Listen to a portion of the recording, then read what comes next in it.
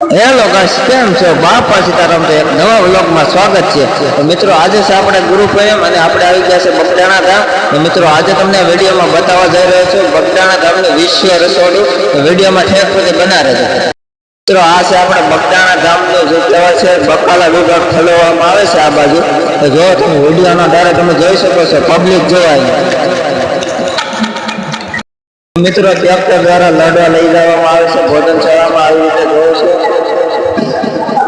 મિત્રો બાપાના સેવકો સરસ મજાની સેવા કરે તો સેવકો માટે કોમેન્ટમાં બાપા સીતારામ લખી લો. મિત્રો આવી જ રીતે જો છૂટકમાં લાડવા લઈ જવામાં આવે છે બગદાણા ગામ આપણે ભોજનશાળામાં.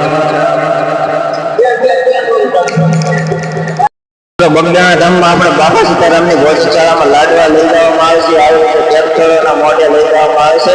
મિત્રો મહિલા મંડળ દ્વારા સરસ મજાની સેવા છે અને વિડીયોમાં નવા લાઈક સબસ્ક્રાઇબ શેર કરવાનું ભૂલતા નહીં. બગદાણા ગામમાં આવી રીતે મહિલા મંડળો સેવામાં આવે છે, બકાલું સુધારે છે કે તમે વિડીયોના માધ્યમ દ્વારા જોઈ શકો છો.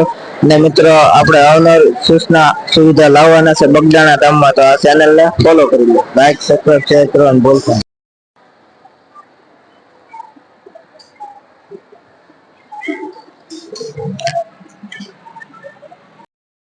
ગાંઠિયાની પ્રસાદી માટે મોટી તૈયાર થવામાં આવે છે આવી રીતે.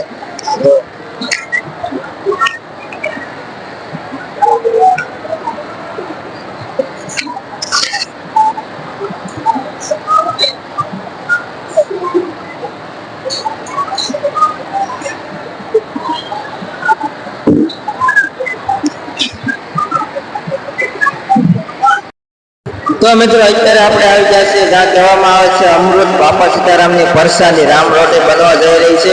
આજે આપણે ગુરુ પૂર્ણિમા છે અને ધામધૂમથી રસોડું બની રહ્યું છે ધામધૂમથી.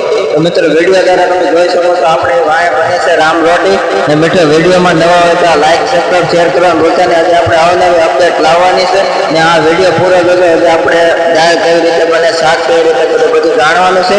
વિડીયોમાં થયા પછી બના રહેજો. બાપા સીતારામ.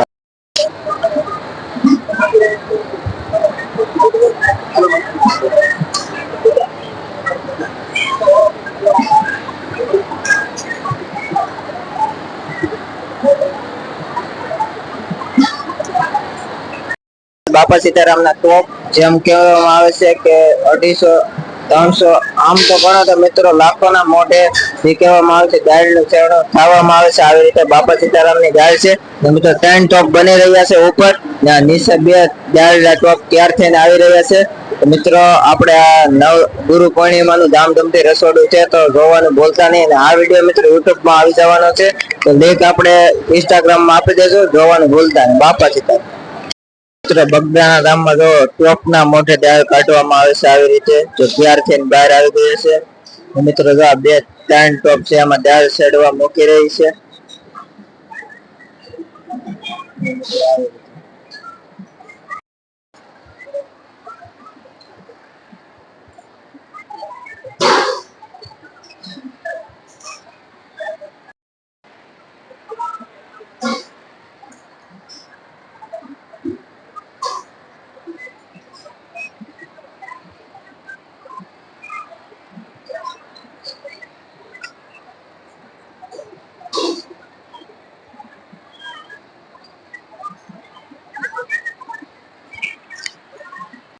બગદાણા ગામમાં શાક બનાવવા માટે તો બધી સુધારીને આવી રહી છે.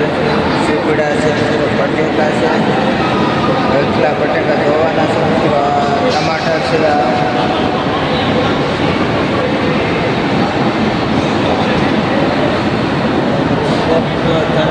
બકડિયા ગરમ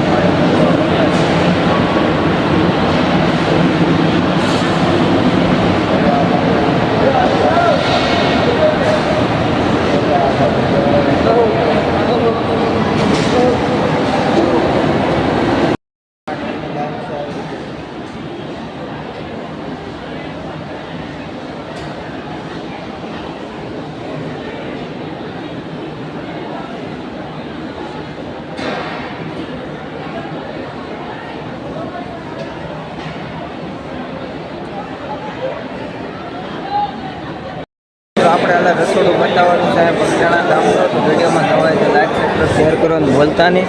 તો મિત્રો જો અહીંનું રસોડું છે તો આપણે અંદર જઈને તમને વ્યૂ બતાવી કેવું કેવું ઓલું છે. તો મિત્રો ચેનલમાં નવા હોય તો લાઈક સબસ્ક્રાઈબ શેર કરવાનું ભૂલતા નહીં.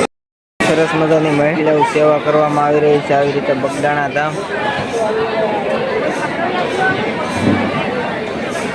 અહીંયા જો પૂરી કાઢવામાં આવી રહી છે આપણે બગદાણા ધામમાં જે પૂરી છે જો મિત્રો આજે છે ગુરુ પૂર્ણિમા અને સેવાનું પણ બહુ મહત્ત્વ છે અને સેવાના મંડળો પણ ઝાઝા આવેલા છે. તમે આમે સુધી જોઈ શકશો તો આખું રસોડું છે બગદાણા ધામનું આવી રીતે છે. તો વિડીયોમાં થેક સુધી બનાવી રહેજો તમને કન્ટિન્યુ બતાવવાનો છે બગદાણા ધામનું ભવ્યમાં ભવ્ય રસોડું. પૂરીનું ભવ્ય અતિ ભવ્ય રસોડું છે મિત્રો. જો દાળના ટોપના મોઢે ટોપ ભરાઈ રહ્યો છે અને મિત્રો આ બાજુ જો રીંગણાનું કટિંગ થઈ રહ્યું છે. મિત્રો જો આ બાજુ છે દાળના ટોપ આવી રીતે. મિત્રો તમે બગદાણા કહેવામાં આવે તો લાઈક સબસ્ક્રાઈબ શેર કરવાનું ભૂલતા નહીં. બાપા સીતારામ પણ લખવાનું ભૂલતા નહીં. મિત્રો બગદાણા ધામમાં બકાલાની વાત કરી જો મિત્રો તમારા વિડીયોના માધ્યમ દ્વારા જો તોય તમે ઓલા મિત્રો ઓળો કરવાના રીંગણા છે સરસ મજાના બકાલું. આ મિત્રો ભાત છે આ બાજુ.